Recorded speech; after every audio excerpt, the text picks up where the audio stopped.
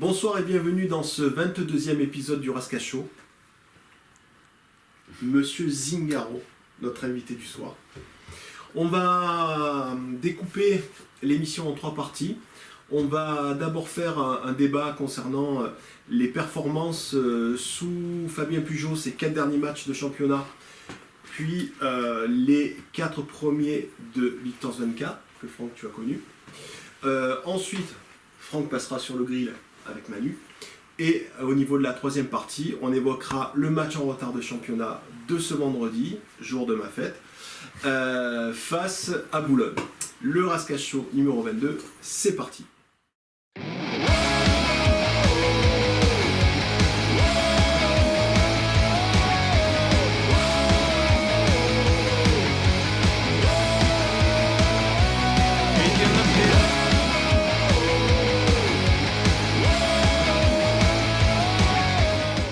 Donc première partie de l'émission, je le disais dans le lancement, on va faire un comparatif sur 4 matchs Pujol-Zwenka, pas pour les mettre en compétition, mais simplement pour voir s'il y a une évolution, puisque on le disait dans les briefs à vif, ce vendredi, on s'interroge quant à la méthode de Zwenka, mais Franck, tu pourras nous en parler. Voilà, donc on a quelques chiffres que Geoffrey Damastat, que l'on remercie, qui ne peut être là ce soir, nous a fournis. Donc voilà, on va revenir là-dessus. Alors, pour démarrer l'émission, est-ce que tu peux nous donner un petit peu, Franck, ton point de vue par rapport à Victor Zwenka, que tu as côtoyé, enfin, qui a été ton coach à Châteauroux, ses méthodes, sa façon de manager. Alors c'est il y a 25 ans, mais bon, ces méthodes, c'est un discours, pour moi à l'époque c'était tactiquement c'était très intéressant, il y avait plus aussi un discours de combativité, de hargne, voilà, mais bon, c'est un football d'il y a 25 ans, donc maintenant il a dû évoluer avec le foot de maintenant, mais moi c'était un discours que j'appréciais, qui me correspondait, et donc pour moi Victor Zwenka, j'ai rien à lui reprocher, au contraire, il m'a fait devenir champion de France. Donc, mais c'est vrai que c'était un discours plus dans la combativité, il nous rentrait dedans, que ce soit aux entraînements ou à la mi-temps ou à la discussion dans un match. Donc, mais bon, j'ai eu d'autres entraîneurs aussi à Toulon qui rentraient comme Dragan, comme Jean-Louis Garcia, ça nous rentrait dedans aussi, et donc et on acceptait, et le plus important c'est sur le terrain. Voilà. Justement, tu parles d'accepter. Est-ce que tu penses que par rapport aux nouvelles générations, on va dire ça comme ça, est-ce que des coachs qui sont justement dans ce que tu expliquais, la hargne, la grinta, la combativité, etc., c'est quelque chose qui peut encore aujourd'hui passer, ou faut-il faire preuve de psychologie, s'adapter un petit peu au profil sociologique des nouvelles générations, on va dire. Il y a un entraîneur qui me disait qu'il faut évoluer avec les générations, donc je pense qu'il faut évoluer avec les générations, mais il ne faut pas perdre ce discours, et encore plus à Toulon, je pense. Voilà. Mais il ne faut pas perdre ce discours, mais il faut l'associer avec d'autres discours aussi. Et c'est difficile, mais bon, on va pas à la guerre avec le fusil, quoi. Donc se faire rentrer dedans un peu, ça fait de mal à personne, il faut accepter. Et puis quand on rentre sur le terrain, moi si l'entraîneur, déjà je joue pas pour l'entraîneur, je joue pour moi. Donc s'il me fait trembler d'entraîneur en peur ou machin, je m'en fous, je joue pour moi. Donc, alors génération ou pas, alors c'est vrai, peut-être que la génération de maintenant, il faut leur parler plus doucement, mais bon, je pense pas, c'est des êtres humains comme tout le monde, et voilà, s'il y a le respect c'est le manque de respect qui peut pas passer. Mais l'engueulade ou l'agressivité, s'il n'y a pas manque de respect, pourquoi changer de discours? D'accord. Donc pour démarrer donc ce comparatif que j'évoquais il y a quelques minutes, voilà, on a fait un petit bilan chiffré, histoire de voir, comme je le disais, s'il y avait une évolution dans les performances, on va dire, du Sporting. Donc au niveau des tirs, sous l'ère Pujol sur les 4 derniers matchs, donc il faut se souvenir que les 4 derniers matchs de Fabien Pujol, c'est 1 nul et 3 défaites. Donc c'était 6,8 tirs, et alors qu'aujourd'hui on tire un petit peu plus au but avec Victor Zwenka, c'est 8 tirs. Sachant qu'au niveau des tirs cadrés, par contre, sous l'ère Zwenka, c'est plus performant, puisqu'on est à quasiment 35% de tirs cadrés, là où on était à 22% avec Fabien Pujol. Voilà. Au niveau des buts, eh bien, sous l'ère Pujol, c'était 0,5 buts sur les 4 derniers matchs. Là où, avec Victor Zwenka, c'est un but un but par match, pardon. Voilà. Au niveau des buts encaissés, la défense, c'est similaire, hein, sachant que, et on l'a encore vu ce vendredi, tu nous disais que tu avais vu regarder le match, voilà, où on a connu une défense très très remaniée. Voilà. En tout cas, au niveau des buts encaissés, c'est kiff bourricot, on va dire, puisque Fabien Pujol c'était 1,2 buts encaissés, là où Victor Zwenka c'est 1,3, donc c'est un tout petit peu plus, mais bon, voilà. Voilà. Par contre, au niveau des fautes, on se rend compte qu'on se discipline, enfin en tout cas que le Sporting se discipline sous la coupe de Victor Zwenka, puisqu'on était à 19 fautes par match en moyenne, là où aujourd'hui on est à 17. Voilà. Donc en incrustation, vous avez les chiffres exacts avec un petit peu plus de détails. Je ne veux pas non plus jouer, à balancer trop de chiffres parce que c'est pas forcément ce qu'il y a de plus intéressant. Voilà, ce dont j'ai envie de discuter avec mes collègues et avec Franck, voilà, c'est plus sur la méthode. Bon, tu nous as parlé de la méthode Zwenka que tu as connue, mais tu nous as aussi parlé en off, avant qu'on démarre l'émission, de Fabien Pujol, dont tu nous disais, pour avoir assisté à des entraînements, apprécier en fait ces méthodes. Ah oui. Alors moi, les entraînements, je les trouvais très intéressantes. Après, j'ai été pas dans le vestiaire pour son discours. Mais au niveau des entraînements, je voyais des joueurs impliqués à l'entraînement, à l'écoute. Ces exercices étaient intéressants. Alors, je ne voyais pas tout le temps ce qu'ils pouvaient travailler parce que j'étais assez loin. Mais je pense qu'ils travaillaient bien les matchs en préparation et ce qu'ils voulaient demander, ils le faisaient. Mais après c'est toujours pareil, hein, je vous dis, l'entraîneur, il pourrait mettre n'importe qui sur le terrain, c'est les joueurs, la tactique, il y a une mise en place, il y a tout ça. Mais là, c'est dommage que dans vos chiffres, il n'y a pas les duels gagnés. Ouais, c'est plus important, le nombre de passes, je peux vous faire 45 passes en reculant, mais les duels, par contre, c'est dommage qu'ils y sont pas, parce que je pense que ça, il y a des niveaux, le national, c'est un mélange de duels et de ballons et de combativité. Voilà, je crois que c'est le seul niveau où je peux parler. J'ai eu la chance d'être 2 fois champion de France et alors c'est sur des années différentes, c'est plus le national de maintenant, mais je pense que le national, c'est vraiment, il y a beaucoup de duels et la technique vient juste un peu après, mais voilà, je pense. C'est dommage qu'il n'y a pas les duels. Ouais. Donc Geoffrey, Geoffrey, tu déconnes. Voilà. Il faudra nous sortir les duels, mais c'est vrai qu'on a peut-être oublié de te les demander. Manu, tu voulais commencer à dire quelque chose, pas forcément par rapport au... Non, mais comme je l'ai évoqué vendredi, en tout cas ça montre une chose, hein, les chiffres sont carrément relativement proches et voilà, il n'y a pas d'effet Zwenka, donc après, voilà, en termes de performance. Oui, donc c'est sa faute, c'est pas sa faute, après à la rigueur c'est même plus intéressant le débat de ça, mais il n'y a pas d'effet Zwenka et c'est vrai que c'est un peu... Bon, mais c'est regrettable pour nous, hein, parce qu'on aurait aimé... qu'il y ait quelque chose qui soit un peu impulsé, et puis non, donc moi après je resterai là. D'accord. On verra. Pardon, je te coupe, mais j'ai envie de dire que si les chiffres c'est quelque chose de factuel, on peut du coup se poser la question de savoir si les supporters qui ne cessent de dire que l'équipe n'est pas au niveau d'un point de vue technique, tactique, etc., et qu'il faut impérativement des recrues, finalement, est-ce que regarder ces chiffres qui sont relativement proches ne leur donne pas quelque part raison? Oui, enfin, bon, moi ça n'a jamais été...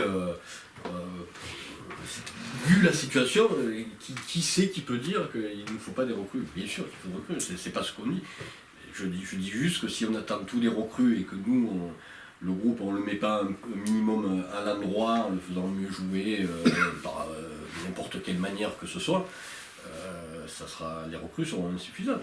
Les recrues vont être, j'espère, un déclencheur, si il y aura quand même plus de joueurs actuels que de recrues qui vont jouer dans les mois à venir. Donc c'est pas ambivalent parce que je peux dire. Je pense toujours qu'il faut remettre le groupe à l'endroit.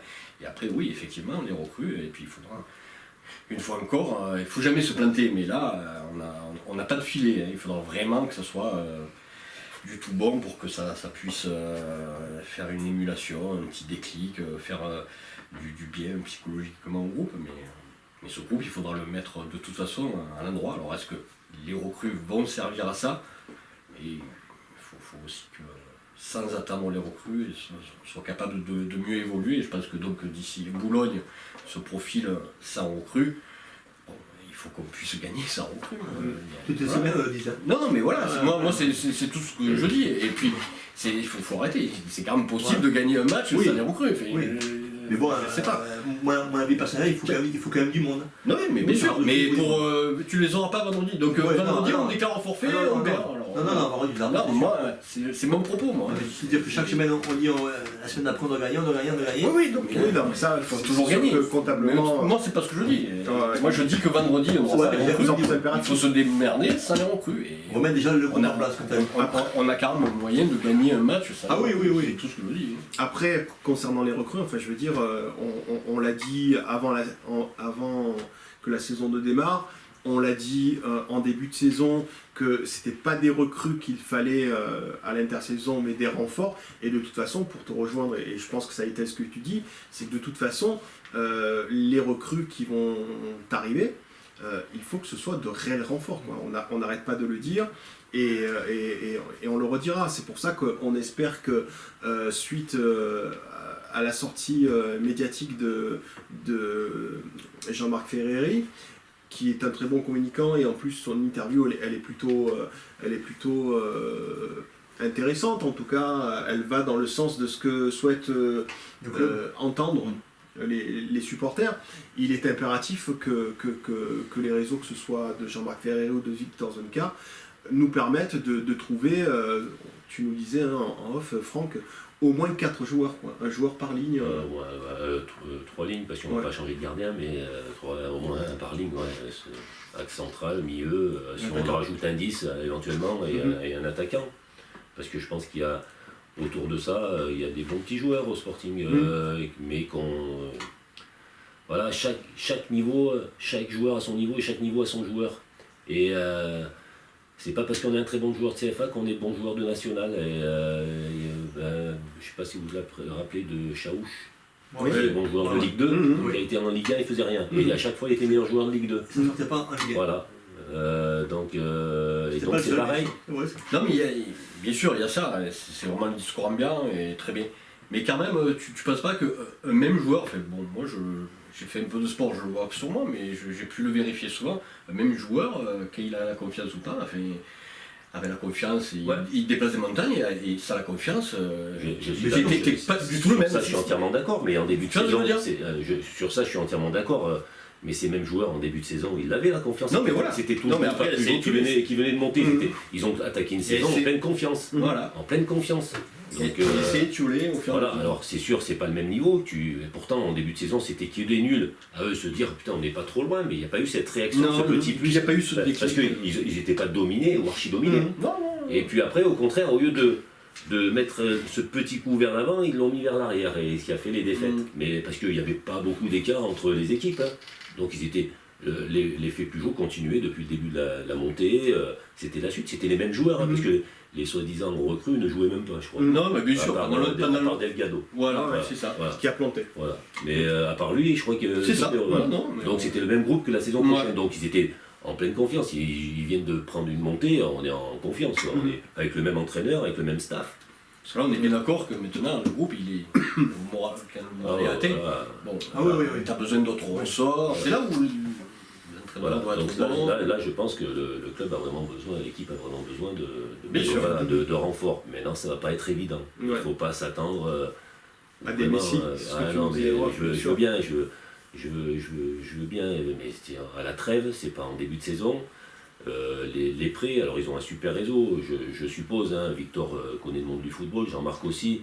J'ai su les gens qu'ils auront pu appeler, c'est des bons gars, mais le problème c'est les joueurs. Est-ce qu'il va y avoir des joueurs libres? Est-ce que les joueurs vont vouloir venir à Toulon? Est-ce qu'il faut libérer de l'espace, de la place pour recruter En des termes de joueurs? masse salariale. De masse salariale. Bien sûr. Ça va pas être évident, donc il faut pas que les supporters s'enflamment. Mhm, tout à fait. Voilà. J'avais une petite question. Tu as été et joueur et entraîneur. Lors de la précédente émission, on se disait que, et on l'a d'ailleurs constaté ce vendredi avec la rentrée de Grisetti, on se disait que peut-être, compte tenu de l'état mental, on va dire, de certains joueurs qui sont très affectés, il serait peut-être intéressant de faire rentrer des joueurs performants plus jeunes qui ont, par exemple, comme le petit Grisetti qui a évolué en U19 nationaux, qui a fait une super saison l'année dernière, parce que ces joueurs-là ne sont pas contaminés, tu comprends ce que je veux dire ? Alors je suis entièrement d'accord, mais après il y a l'aspect footballistique aussi qui rentre en compte. Alors c'est sûr, sur l'état d'esprit, ils ne calculent pas, pour eux c'est tout bonus, ça il n'y a pas de souci. Mais je pense qu'il y a un bon rapport entre Marco Zanotti et Victor Svenka, et Marco Zanotti puis joue à l'époque. Je pense Marco dit les renseignements, après le choix de l'entraîneur. Alors je ne connais pas les jeunes, je ne connais pas, je ne sais pas s'il y en a des. Mais c'est vrai qu'au niveau état d'esprit, en tout cas, vous les mettez sur le terrain, ils vont pas calculer, parce que là peut-être que les joueurs ils disent putain, si on descend je vais perdre mon boulot, je vais perdre, voilà, je vais me faire virer. Eux ils sont pas dans ce calcul, et c'est vrai que ça peut jouer. Mais bon, après... Oui, parce que nous, voilà. si tu veux, quand on... Mais est-ce que ça peut jouer sur un match, deux matchs, sur la continuité, si... Je connais pas, donc je vais pas juger des joueurs que je connais pas, si après ils n'ont pas le niveau pour... voilà. Mais c'est vrai que ça peut jouer sur un petit déclic, voilà, un petit jeune comme il est rentré là et qui peut faire la différence sur... voilà, parce qu'il ne calcule pas. Voilà. En fait, pourquoi je pense c'est ça, vrai que parce la différence par rapport à Barbier ou à Delgado qui sont en plein doute actuellement, quoi. En plein doute, je sais pas, je suis pas dans Delgado, on ne sait pas. Voilà, je sais dans pas, mais bon, voilà, dans la concurrence, c'est vrai qu'avant de recevoir le ballon, je sais comment ça se passe. Oh putain, si je la mets pas, merde, il va me sortir. C'est vrai que les jeunes, ils sont pas dans cet état d'esprit. Ah oui. Voilà. Bah, en fait, ce qu'on se dit, c'est que avec un ou quelques jeunes bons joueurs, s'il y a un encadrement, et puis tu l'évoquais tout à l'heure hein, en off, voilà, quand tu as des jeunes joueurs avec on va dire des cadres, c'est peut-être plus simple pour s'intégrer. C'est ça. Pour l'heure, c'est ça le problème. C'est parce que moi, je ne vois pas. Il n'y a pas de leader. Nous, on dit qu'il n'y a pas de. Je ne vois pas ce leader imposant que vous êtes à l'extérieur du terrain et qui dégage cette. On ne le voit pas. Ils sont tous dans le même moule. Et voilà. Alors, le trouver, le leader en courte saison, je ne sais pas. Il n'y a pas. Il n'y a pas ce leader. Voilà, il n'y a pas ce leader. Après, toujours sur les jeunes, tu vois, quand on prend l'exemple de Guy Lavogui, pardon, qui a eu sa chance il y a 2 ans sur quelques bouts de match et puis qui a explosé la saison dernière, c'est quelqu'un qui arrivait des U19 et il n'avait pas joué en nationaux d'ailleurs. Hein. DH. Voilà, DH. Et il a à l'époque où j'ai le peu de période d'entraîneur, j'ai fait débuter le petit Gomis. Qui est voilà, par exemple. Celui qui a Clermont qui était en U17. Qui était en Hippolyte. Voilà. Oui, Hippolyte, alors je confonds toujours Mendy ou Gomis. Non, Gomis, non, David ou Christophe. David. Moi, c'est David. Hippolyte. Ah, Jura Sud. Ah, Hippolyte, c'est Mendy. Mendy. Lui, il était plus âgé, mais lui. Mais il était jeune quand même. Ouais, mais David Gomis, c'était U17. Qui maintenant U17. il a Château. Non, Clermont. Clairement, ouais. Et donc toujours un jeune qui fait une super saison, c'est Andréani. Hein. Ouais. Voilà. Ouais. Voilà, en plus, je suppose que tu as une œil peut-être un petit peu différent, puisque c'est un gardien de but, que tu as occupé ce poste-là. Bon, après, je sais que c'est un très bon gardien, je lis, mais je ne l'ai pas vu, donc je l'ai vu à l'entraînement. En match, je l'ai vu l'année dernière une fois, et j'ai regardé quelques vidéos cette année. Donc oui, alors c'est un gardien qui est très sollicité, donc automatiquement il ressort, c'est obligé. Maintenant, tout le monde me dit que c'est un très bon gardien, donc je vais écouter les gens, on n'est pas tous stupides, donc voilà, je vais surtout écouter les gens. Mais c'est vrai qu'à chaque fois que vous lisez un article, Andréani. Alors est-ce que c'est parce que il a une équipe qui est en dessous, il est très sollicité, donc c'est vrai que sur sollicité, automatiquement on va le voir plus. Ou est-ce que c'est un très bon gardien? Mais je pense que c'est un très bon gardien. Et puis il y a Jordi Viviani qui est l'entraîneur des gardiens, et il me dit que c'est un très bon gardien, donc il connaît le poste. Voilà. Tout à fait, ouais. Ok. Est-ce que vous vouliez rajouter quelque chose? Non. C'est vrai qu'on a un petit peu digressé par rapport au sujet initial, mais bon, je trouve que c'est intéressant. Bah, c'est ce qui fait aussi le charme d'avoir un invité voilà, qui a une Oui. carrière et qui nous permet aussi de, Et puis de surtout nous là, en donner plus, de l'info. ça tombe bien, hein, puisque Franck, Voilà. d'ailleurs rigolo, hein, puisque tu montes, tu fais 2 montées en 3 ans, et puis là les deux ils sont côte à côte. Ouais. Victor et Luigi. Luigi et Ouais, ouais, ouais. Victor. Non, 2 titres de champion de France, on va dire, Ouais. et avec les 2 Ouais, anciens qui sont là, voilà, je sais pas. mais Voilà. à 3 ans d'intervalle. À 3 ans d'intervalle. Ça, j'ai fait venir. À 3 ans d'intervalle, ouais. Non, mais c'est. Voilà. Ça, c'est venu, Franck. Mais Luigi, c'est. Voilà, Victor, Luigi, c'est complètement différent dans le discours. Luigi, c'était pas discours, on était plus la doublette Berenguer, Luigi, Alfano. Mhm. Voilà, et il n'y avait pas de tactique, il n'y avait pas de machin, et c'était dans la guerre. fake, dans la guerre, dans La la guerre, machin. la Et il y avait, compétitivité. mais par contre, c'est vrai qu'il y avait des joueurs sur le terrain qui n'avaient pas besoin de.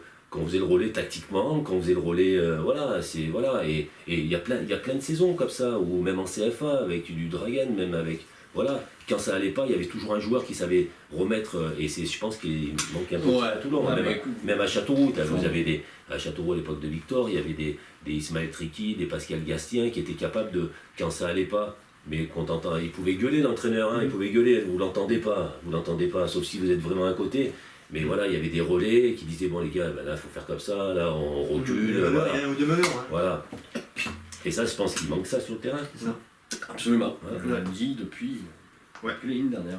Bah, c'est là-dessus qu'on va couper cette première partie et donc on va laisser Manu et Franck s'installer sur le canapé pour la seconde partie.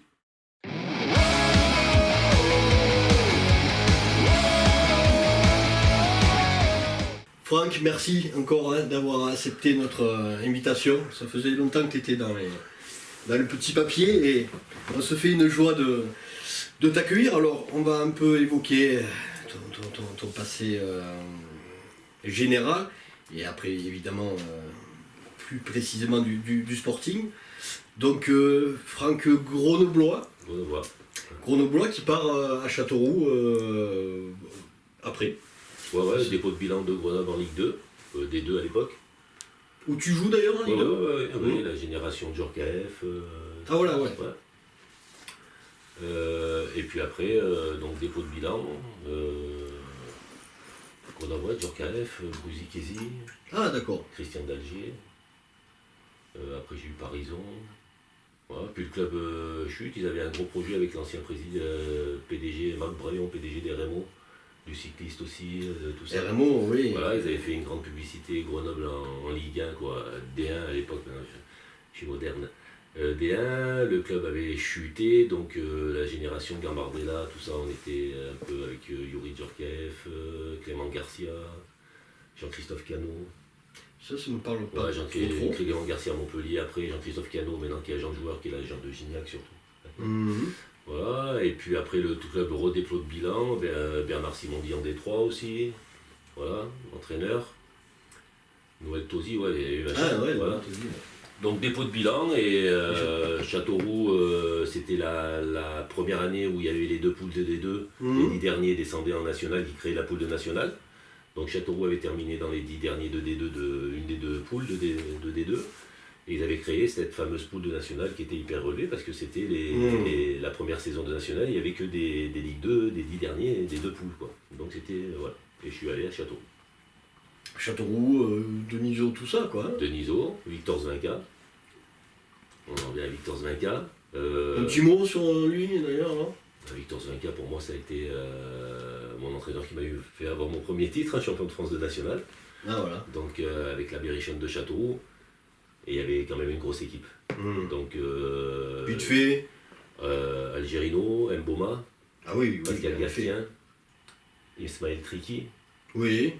voilà, Kari Konen finlandais. Donc on avait vraiment cette arête centrale de joueurs expérimentés et machin, et entouré vraiment de jeunes guerriers qu'ils avaient un peu recrutés un peu de partout. Et donc ça, c'est la mayonnaise a bien pris, on devient champion de France de national. Et c'est sur la montée que Parce que tu restes 2 ans. Je reste encore une saison en Ligue 2. Voilà. Voilà, une saison en Ligue 2. Donc bonne première saison au classement, je crois pour la première, je ne sais plus à combien on finit, dans ce fameux match au Vélodrome où on gagne 4-0.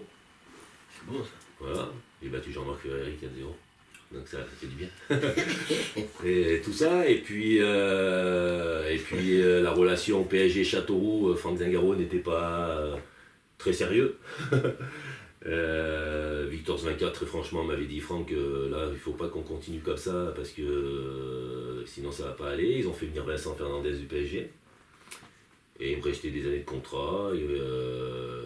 Avec Victor ça s'est très bien passé, ça a été très franc et j'ai eu l'opportunité j'avais Beauvais et Toulon et mon souhait c'était toujours de venir dans le sud. Ah ouais. Donc j'ai choisi Toulon. Voilà. T'as choisi Toulon et d'entrée cette saison-là. Je suis champion de France national. Gros champion de France. Voilà. Alors, il y a entre guillemets 2 matchs. Mais il y a donc le match de la montée, hein, Istres. Ouais, Istres, ouais. 1-0 on perd, 2-1, Ouais. bon tata. Et puis c'était quoi 3 mois avant, 2-3 mois avant, il y a ce fameux match Bordeaux. Bordeaux, ouais, Bordeaux. Ça, il faut quand même. Qu'est-ce que tu peux nous dire un peu Bordeaux, eh ben, à l'image de l'équipe, une équipe de copains, une équipe de fatigués. Voilà. En résumé, on était presque sortis l'avant-veille ou la veille tous ensemble. Oui, Voilà. pour un match, c'est idéal. Et puis une équipe de copains, de solidarité. Mais cette équipe s'est créée dès la première semaine d'entraînement. Dès la première semaine d'entraînement, on a senti que on pouvait aller loin tous ensemble. Il y a eu un rassemblement qui nous a fait tous nous connaître et toutes les mentalités et les caractères de chacun se sont mélangés. Et puis ça a été... il y a des matchs où je pense que n'importe quelle équipe aurait perdu. Et grâce à cet esprit d'équipe, c'est passé. Et Bordeaux... Bonaday, Boissier... Ouais, mais on en revient toujours pareil. On en revient toujours pareil. Voilà, il y avait pas spécialement des grands joueurs. Voilà, il y avait cette arête, il y avait Carvalho, Rabat, Moses, Cabezas. C'était des monstres.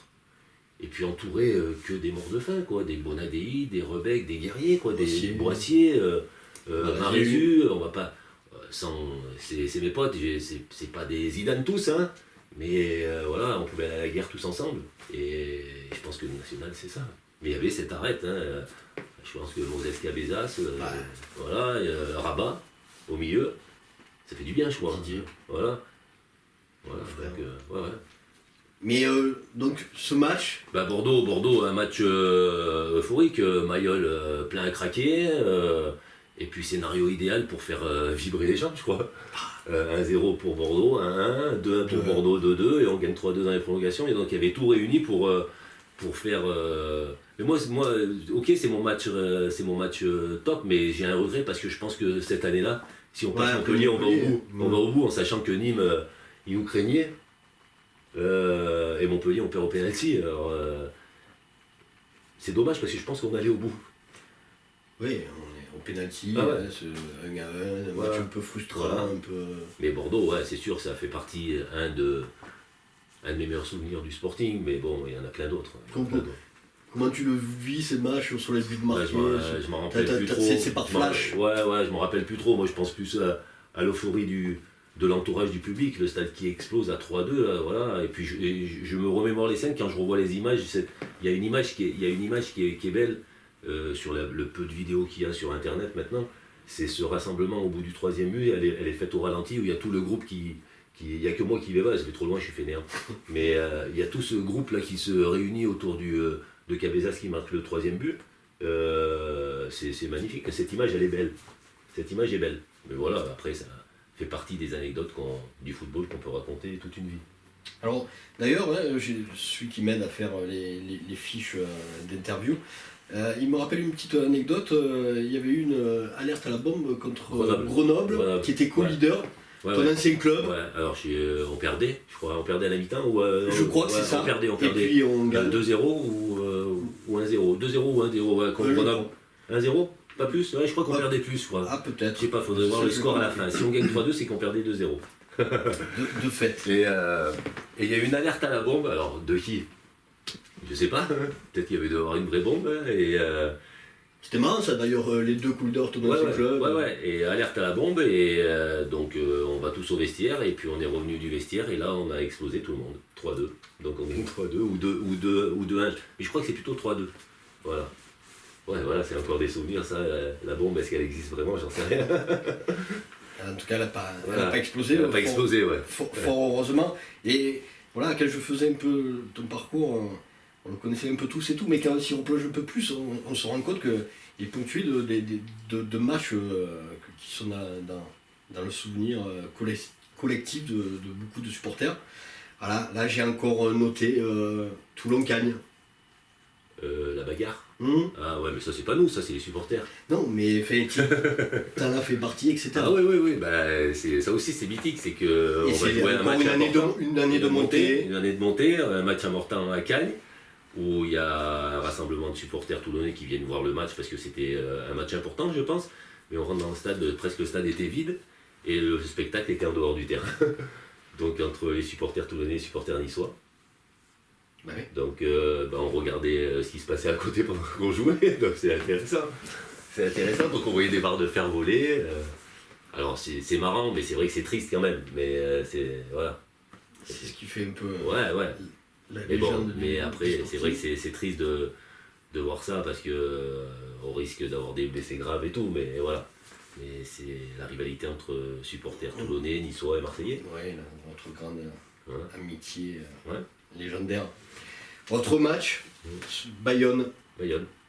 Donc, le but. Moi je peux rien dire parce que je fais l'arrêt. Tu sais pas. Ah non, j'ai pas le VAR. Non plus. Moi j'étais derrière le but. Ouais, et on Et je sais pas. n'avait pas le VAR. Il y a le doute, hein. On est il y a le d'accord. doute, je pense que Dans le doute aurait dû profiter à la moi, défense. Pour moi, je fais l'un des plus beaux arrêts de ma carrière. Ben ouais, non, mais moi Alors, je sais pas s'il y a but, mais ça m'a c'est fait en ras de rappeler, terre en ça plus. me fait rappeler la tête de Pelé contre. Ouais, non, voilà. mais c'est ça. Non, mais Et, bien sûr. mais après, moi, je peux pas le voir. Alors, il y a eu des images sur le côté, il y a eu des images et des gens qui m'ont parlé. Je peux le voir maintenant, c'est l'appréciation de l'arbitre, il n'y avait pas le VAR, donc Non, mais voilà. Mais c'est vrai que il y a la montée au bout. Il y a la montée au bout. C'était quand même dur ça. Hein. Enfin, Ouais, ça se surtout qu'on joue savait sur qu'on ça. avait un point de pénalité, donc c'est dommage. Et je pense que Jean-Louis Garcia m'a viré à cause de ça, peut-être. Ouais. Ouais. Oh, quand même, ah ouais. Non, il m'a viré pour autre chose, mais pas pour ça. Non, parce que c'était un peu ma prochaine question. Voilà, là tu pars à l'issue de cette saison. Je pars, non, je me fais virer. Enfin, Ouais, je me fais virer.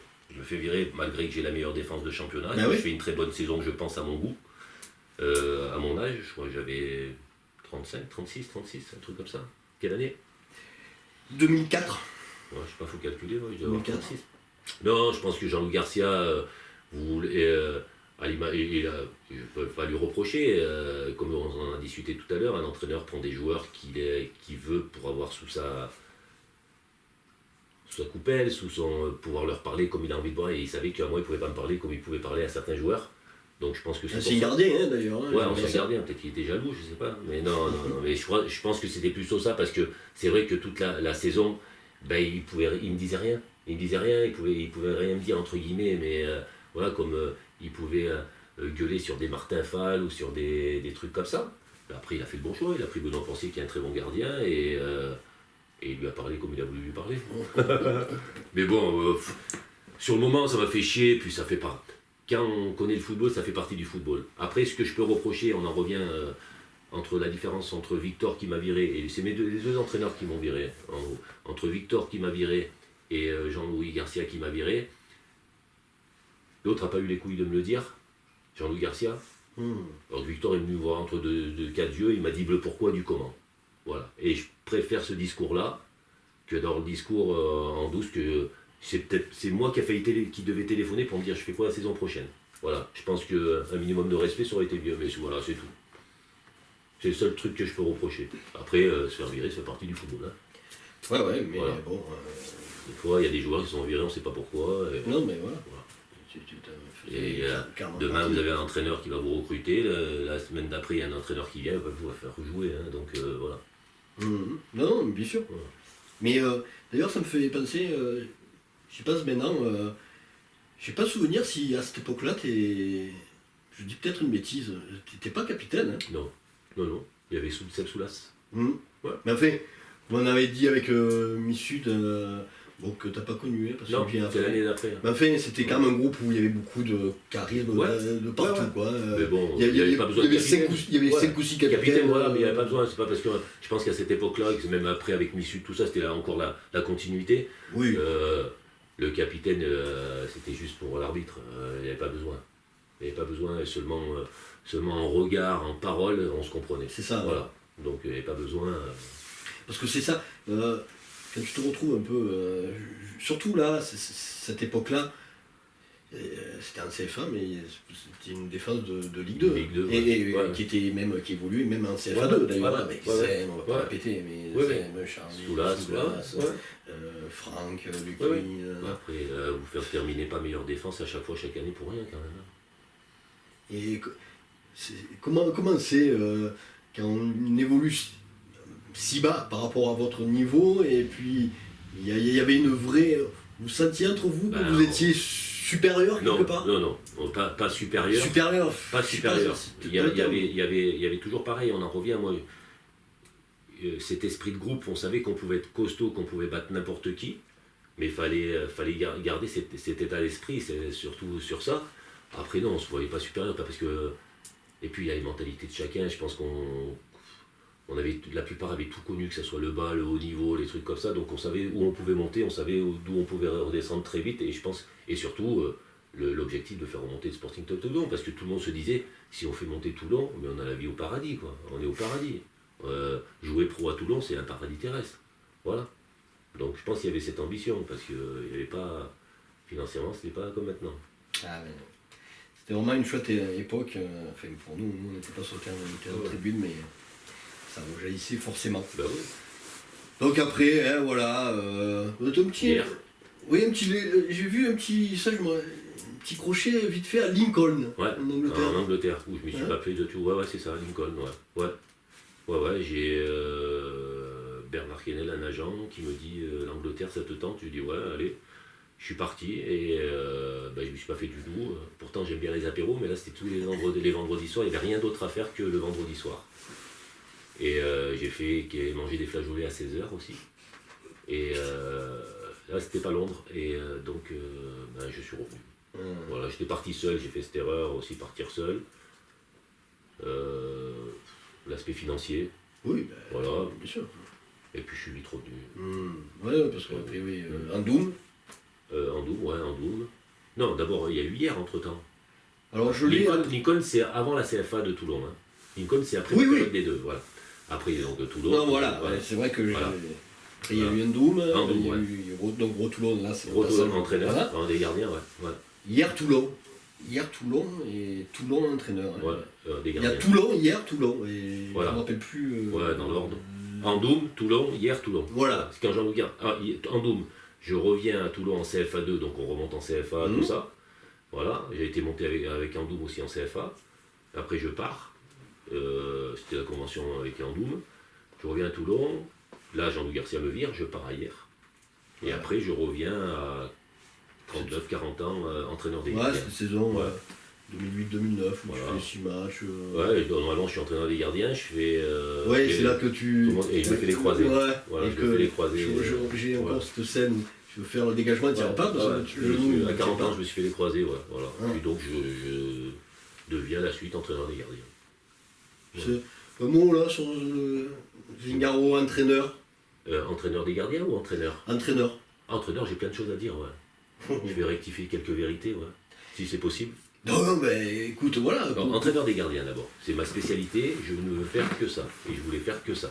Voilà. On m'a projeté entraîneur. J'avais refusé au premier lieu. Et on m'a dit, ouais, mais Franck, faut que tu prennes, il n'y a personne d'autre. J'ai dit, ok. Donc, j'ai constitué un staff vite fait. Donc, par contre, c'était en cours de saison parce que c'était en CFA. Ça ne marchait pas bien, on n'était pas loin de la charrette. Donc, on arrive à se sauver, je pense, avec le même effectif. Donc, on arrive à... Et là, je dois préparer la saison d'après. Donc CFA, on a des bons carnets d'adresse, on fait 2 erreurs de recrutement, qui est Momo Sané et un autre. Koumba. Non, un ailier. Un ailier. Bon, on arrive à constituer un effectif assez C'était pas mal sinon cette année. Oui, mais avec nous, il n'a pas été bon. Mais c'était un bon joueur. C'était un bon joueur. C'était un bon joueur. Mais bon, avec nous, on arrive à faire venir. Sauf que c'est surtout pas là le truc, c'est que j'ai comme président M. Bataillé qui est novice en la matière. C'était pas Bessimengo. Et donc le problème, pas de directeur sportif, on devait faire le recrutement, on devait faire l'aspect financier, on devait tout faire. Il n'y a pas de souci. L'enveloppe, donnez-moi l'enveloppe. Donc ils me disent, par exemple, vous avez 200 € d'enveloppe pour le recrutement, pour les salaires et tout. Ok. Sauf qu'à la trêve, il me dit, mais Franck, on n'avait que 20 €.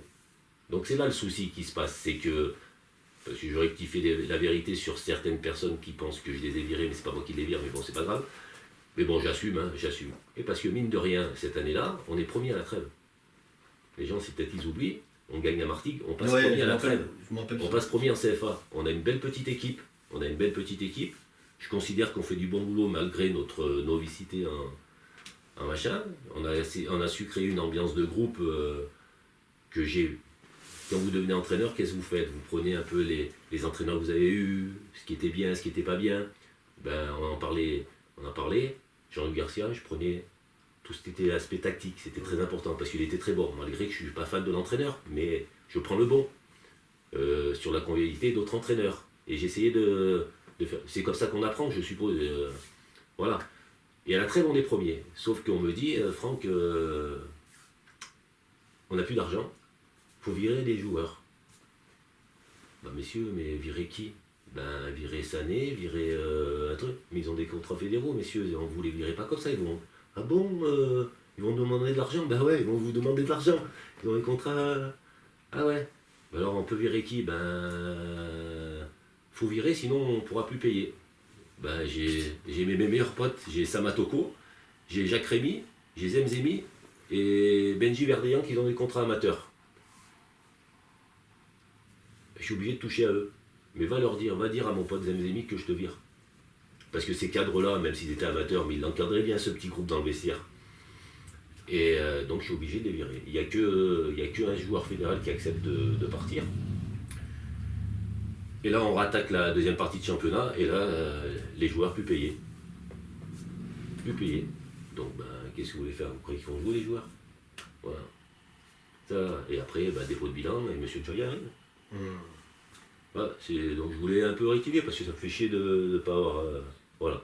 Ouais, ça sert aussi à ça, quand on invite voilà. Donc, les anciens. Ça m'a fait chier de virer des Jacques Rémy, des Zemzemi, des Samatoko qui tenaient bien la baraque. C'est super bien qu'on les connaît. C'est surtout plus à ce niveau-là. Voilà. Parce que j'avais des bons joueurs, avec Guillaume Boronade, une belle Zach. Zach. Voilà, il y avait Kipré.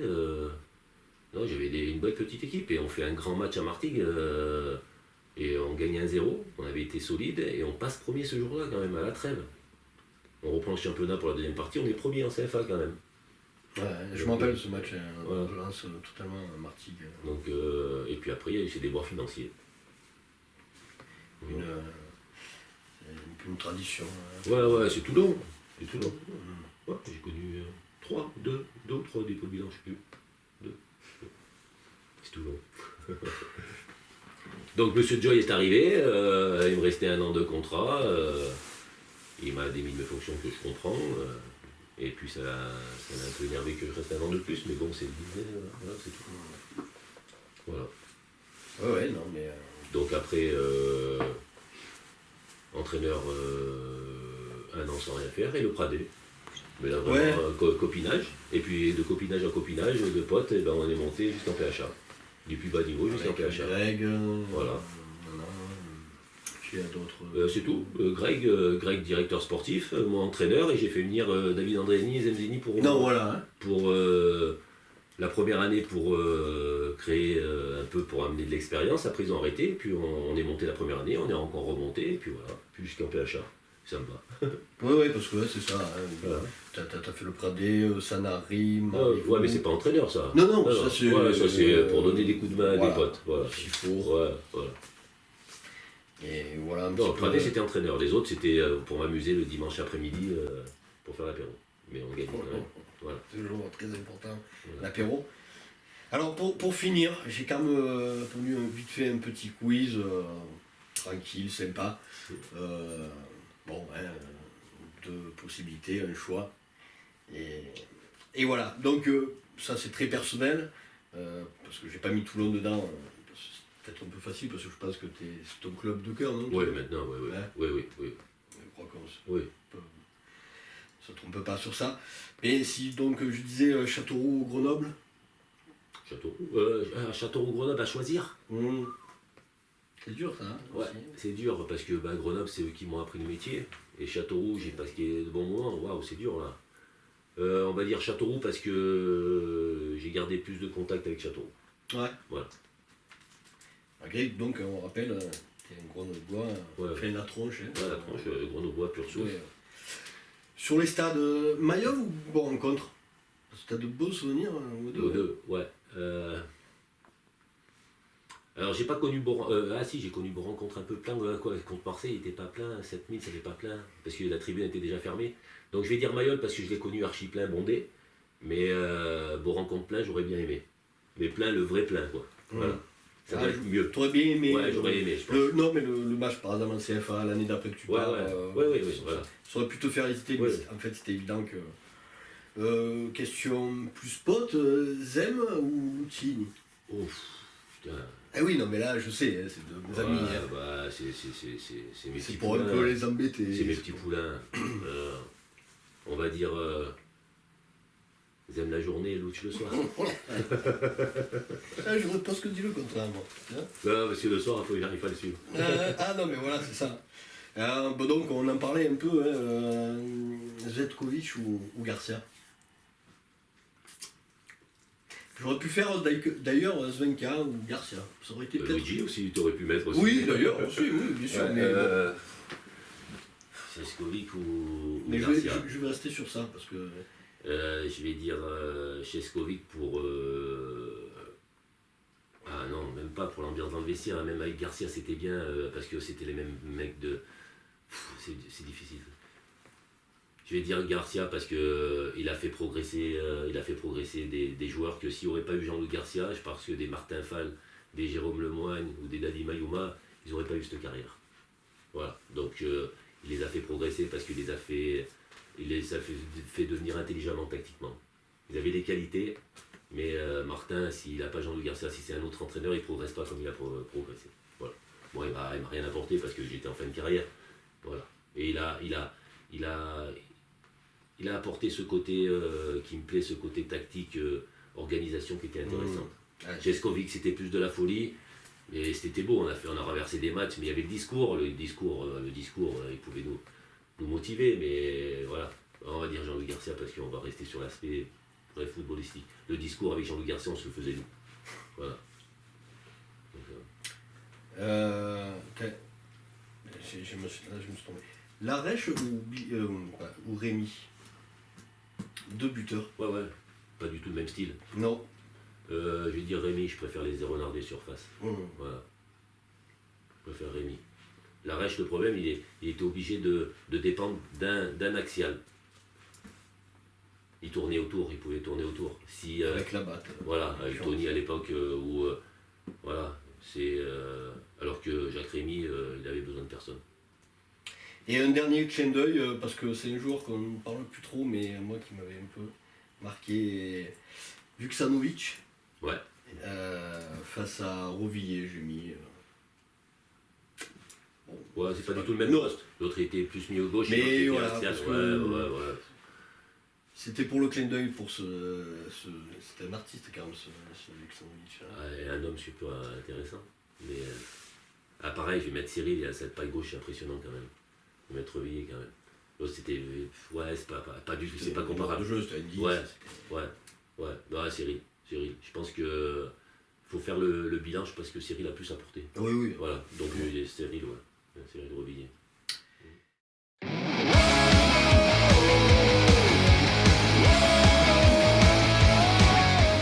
Dernière partie de l'émission, on va évoquer le match en retard j'espère que ce ne sera pas une farce, face à Boulogne. Match en retard donc qui, on l'espère, se jouera puisque tu n'as cessé de nous le dire et de nous rabâcher vendredi soir dans les briefs à vif. Le 5 il y a une grève générale, semble-t-il. Souhaitons que Boulogne puisse descendre jusqu'à Toulon pour le 6 décembre, de façon à ce qu'on puisse jouer ce match en retard.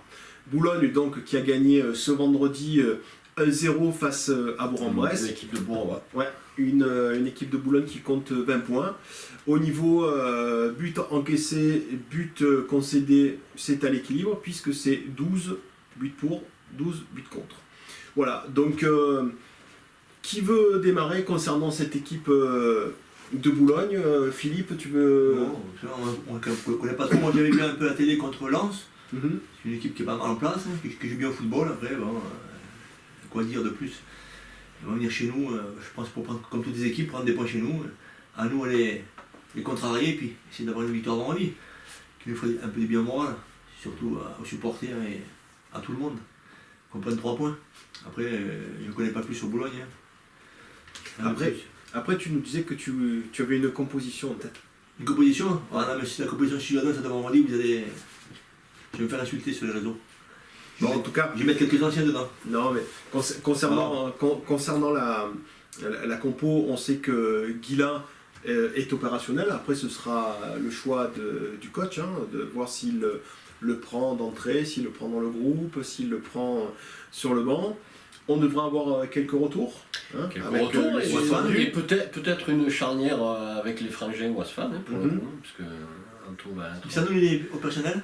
Et Sanoun, c'est beaucoup moins sûr, puisque autant Wasfan, bon, ben là, il revient de suspension, donc voilà.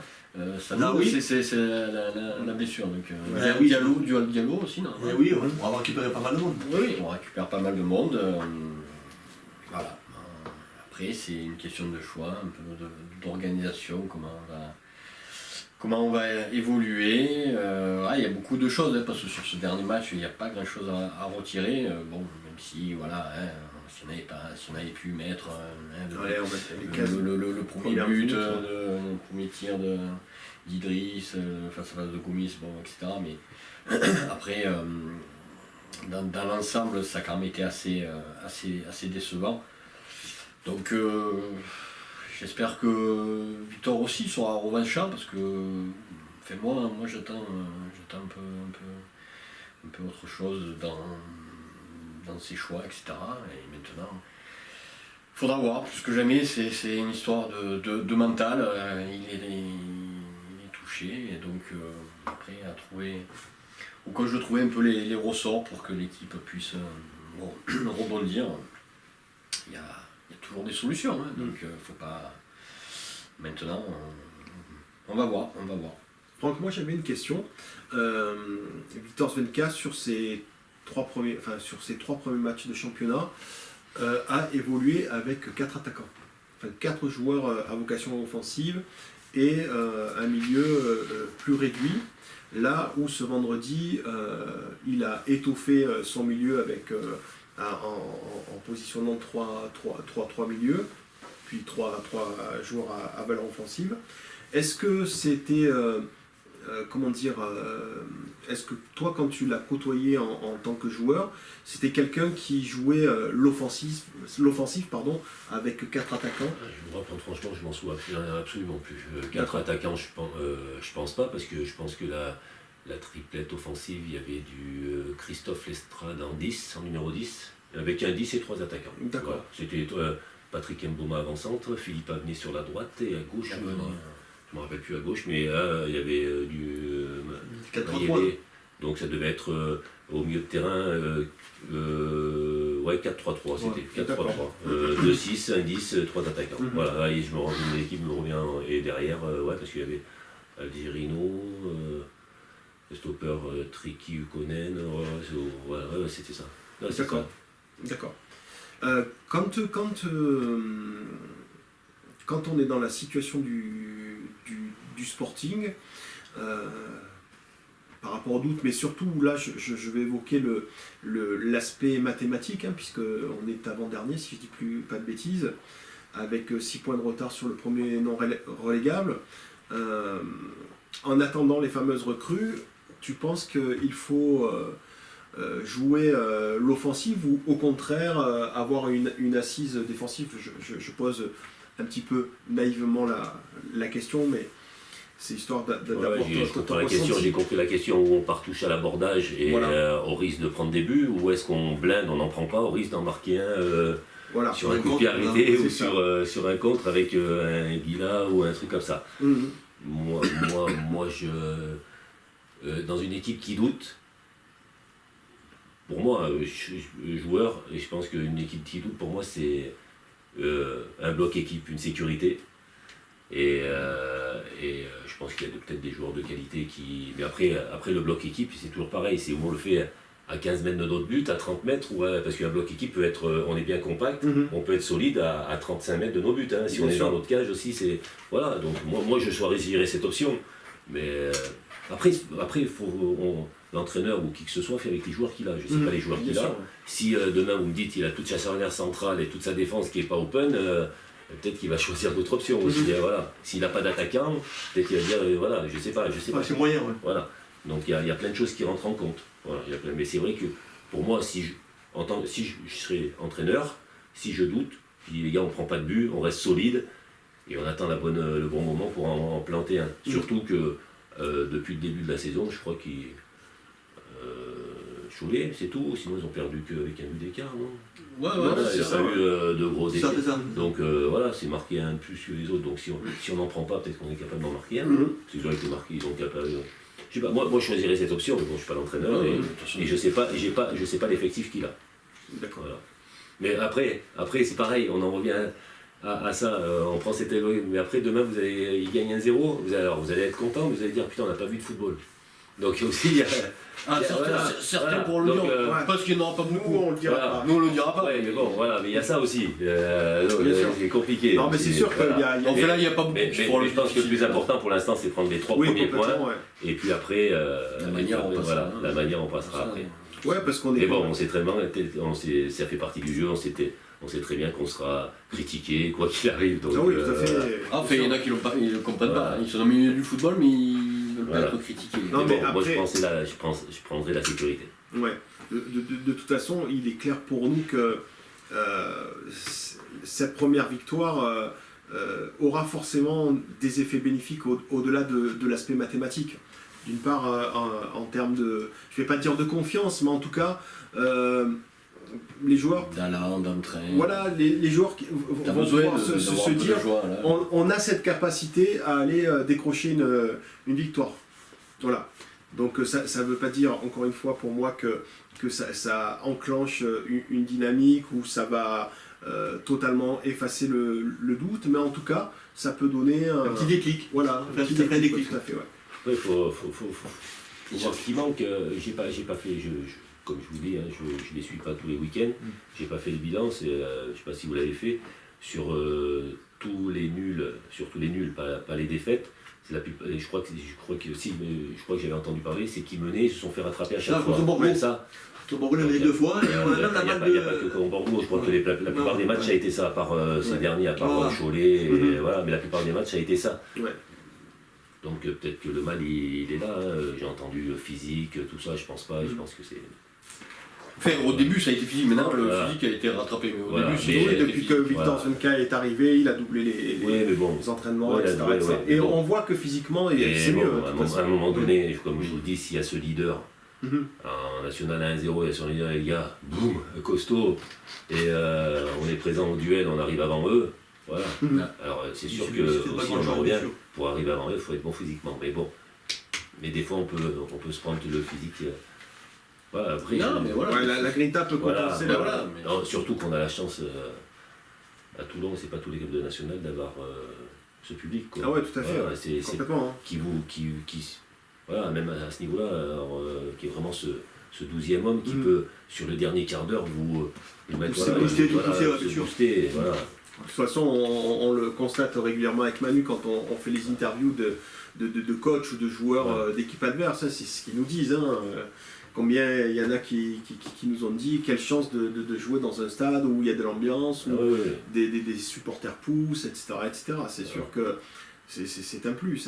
Et tu es bien placé pour le savoir. Tu as connu un maillot à 18 000, tout comme... Moi je pense que le problème il est plus... quand vous faites rattraper à chaque fois, c'est vraiment ce leader qui vous manque, c'est un manque d'expérience, un manque d'expérience du niveau, il n'y a pas cette personne, le vieux briscard, qui va vous canaliser tous ces petits jeunes qui courent dans tous les sens. Parce qu'il y a aussi ça, il y a c'est presque des fois trop de fougue qui fait que... voilà, parce qu'ils n'ont pas... Voilà, et l'entraîneur, il peut avoir une grosse voix. Quand vous êtes sur le terrain, vous l'entendez pas. Il y a ce relais qui passe devant lui. Voilà, mais si ce relais ne fait pas passer le message, c'est des petits détails. Communication. Voilà. Et, pourtant dans cette équipe, il y a des joueurs qui ont connu le national, voire plus haut. Je pense à Lunfal, je pense à Idrissi Chargui. Voilà, mais s'ils n'étaient pas leaders dans leur machin, s'ils étaient accompagnés de leaders, voilà, c'est toujours pareil. Ouais. Et je vous dis, moi, les leaders, après, moi, à un moment donné, je suis passé leader, mais au départ, je n'étais pas leader. À Châteauroux, je n'étais pas un leader. Mais il y avait du Ismaël Triki qui faisait que parler, il y avait du Pascal Gassien qui avait connu la Ligue 1, la D1, qui savait canaliser un groupe. Après, voilà, Niort, Marseille, l'OM, champion de France avec l'OM.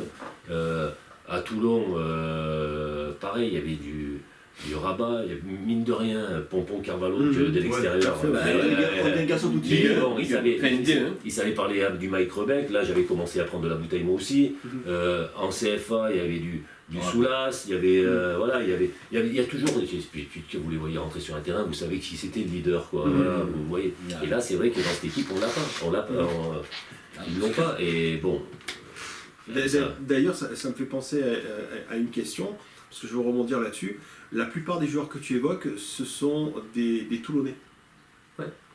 Aujourd'hui, ce que certains reprochent à l'équipe du Sporting, et ce depuis un paquet d'années, on va dire, c'est qu'il y a très peu de Toulonnais. De Toulonnais. Je crois que c'était le discours de M. Jury. Je vais refaire venir tous les Toulonnais. Ça a été ça. Mais c'est très difficile. C'est bien beau. Oui. Moi, je me rappelle très bien du discours. C'était dans la tribune de Beau Rencontre. Je vais faire venir tous les Toulonnais. C'est bien, même moi j'ai rigolé, j'ai même eu un petit sourire parce que c'est très difficile en sachant, pour faire revenir les Toulonnais, il n'y en a plus. Maintenant, ça faut repartir de la formation. Non mais voilà, c'est ce que je veux dire, là, parce que voilà. Il s'était un peu enflammé sur le coup, mais il faut connaître... voilà. Le VAR, le vivier... Non, mais le VAR, fortement affaibli. Oui, déjà, il parle pas VAR, il parle Toulonnais. Non, mais voilà, et moi je parle VAR. Mais le problème, c'est que voilà, avant il y avait des Toulonnais parce qu'il y avait encore un centre de formation, il y avait des circuits professionnels. Non, tu peux plus. Là, et d'ailleurs, on peut plus. Le peu qu'on a, on n'a même pas été capable de... Et puis je vous dis, il y a tellement de requins maintenant autour des terrains. Demain, vous avez un jeune Toulonnais de 15 ans, 16 ans, de bon niveau, qui est super fort. On l'a vu, comment il s'appelle Comment vous voulez qu'il reste à Monaco, il avait 14 ans. Voilà, comment vous voulez qu'il reste alors que si Toulon serait en D2, là oui, il y aurait une chance. Mais là, ils peuvent pas rester. Donc il faut vraiment qu'il y ait un U19 qui sorte du lot comme ça. Mais sinon, vous pouvez plus Toulonnais maintenant. Voilà, vous pouvez plus. Ou vraiment qu'il y en a un, par exemple, qui joue à la baguette, qui sort du lot aussi, qui s'est perdu. Et voilà, mais c'est très difficile. Mais par contre, c'est sûr que il y a d'autres... je suis pas Toulonnais. Mais je suis rentré dans le moule. Je suis rentré dans le moule. Donc il y a la possibilité de rentrer dans le moule. Tu sais, on avait fait... C'est pas une aura, c'est le Toulonnais. Non, mais c'est vrai que c'est important. Non, mais c'est important. Mais c'est pas ça l'état d'esprit, en fait. Il y a une culture quand même. C'est important, il y a une culture. Moi, j'en ai joué en plus de cette culture, ça fait partie du jeu. Bien sûr. Et il faut la garder. Alors c'est pas la culture, si on prend de la culture des années 80, c'était de mettre des gifs dans les couloirs, c'est pas ça. Mais au moins la grinta sur le terrain, quoi. Un rouleau compresseur des 11 mecs sur... ce rouleau compresseur qu'on peut voir sur n'importe quoi, sur une action, sur un coup de pied arrêté à la 89e minute, on perd 1-0, même s'il n'y a pas de but, mais on voit ça fait monter un peu tout, et ça, voilà, voilà. Mais bon, après, je crois qu'il n'y a pas beaucoup de Toulonnais, même dans l'instance dirigeante ou des trucs comme ça, donc c'est perdu. Non, mais c'est sûr. Après, on peut l'inculquer, l'esprit toulonnais encore, mais c'est pareil, c'est aux jeunes, mais plus aux seniors, aux jeunes, parce que si vous prenez des Toulonnais qui ont connu le haut niveau, cette culture, ils peuvent continuer à l'instaurer, il faut garder un peu ça, mais en changeant aussi de génération, de mentalité, de trucs comme ça. Mais ça va être très difficile maintenant d'avoir que des Toulonnais. Sauf si, si le Sporting retrouve le statut professionnel et qu'on peut garder, je dis on, parce que je me considère comme Toulonnais, mais qu'ils peuvent garder les jeunes, et là les former, les machins, et puis après les faire entrer en équipe première, mais avec un centre de formation. Mais là, vous pouvez Bien pas. sûr. Trop difficile. D'accord, pas, on peut le faire par à-coup et puis on le fait. Voilà, il faut trouver le joueur. On va boucler l'émission. Alors encore une fois, on a digressé, on devait parler du match face à Bourg-en-Bresse. Pardon, pas à Bourg-en-Bresse, à Boulogne. Bourg-en-Bresse, c'est l'équipe qui a perdu face à Boulogne. Belle équipe, hein, Ouais. C'est une équipe. Voilà, donc écoutez, c'est ce vendredi à Bourg-en-Contre à 20h. Alors écoutez, on vous donne rendez-vous ce vendredi. On peut faire juste passer un petit message que si quelques-uns sont intéressés pour faire le débrief avec Voilà, nous tout à fait. vendredi. Ils sont les bienvenus, mais on a déjà du monde qui s'est positionné. Bon, écoutez. Mais Tant voilà, si une ou deux personnes veulent se joindre à nous pour le débrief à vif que l'on tournera après avoir réalisé nos interviews d'après-match, vous êtes les bienvenus, ça se passe ici. Et un petit message juste un petit message pour les supporters. Je suis confiant moi pour le maintien. Je suis très confiant pour le maintien, je ne sais pas pourquoi, mais je ne les suis pas régulièrement. Hein, je vous dis, tant qu'il y aurait certaines personnes, je ne viendrai pas au stade, mais je suis très confiant parce que je les ai vus à l'entraînement, je les ai vus. Et c'est pas mauvais. Il leur faut ce petit truc et je pense que voilà, s'ils ont la chance de se faire renforcer allez, on va dire deux machins, je pense que le maintien sera pas loin. Alors ils vont pas jouer la montée, mais je pense que le plus important c'est le maintien. Et moi je suis confiant avec du recul, je suis très confiant. Voilà. Petit message que je voulais faire passer et les soutenir, continuer à les soutenir, parce que c'est le plus important, vu qu'un supporter c'est bien dans les victoires, mais aussi dans les défaites. L'année dernière ils vous ont fait bander, comme on a dit. Ouais. Et ben là c'est dans le plus dur. Si vous les soutenez, peut-être que l'année prochaine ils pourront bander. Au final, si on s'en sort, ça sera aussi fort qu'une montée. Voilà. Ça sera. Un maintien, c'est aussi fort qu'une montée, bien sûr. Ouais. On va vibrer. C'est un objectif comme une montée. Hein. Ça peut être une saison sympa, malgré tout. Je touche du bois. C'est ça. S'il y a un euro dénouement, ça serait aussi fort qu'une montée. Tout à fait. C'est sur ces mots qu'on vous quitte et on vous donne rendez-vous d'une part ce vendredi pour le match à Bourg-en-Contre, puis après pour le débrief à vif, et puis sinon dans 2 semaines pour le prochain Rascacho numéro 23. À bientôt. Bonne soirée. Bonne soirée.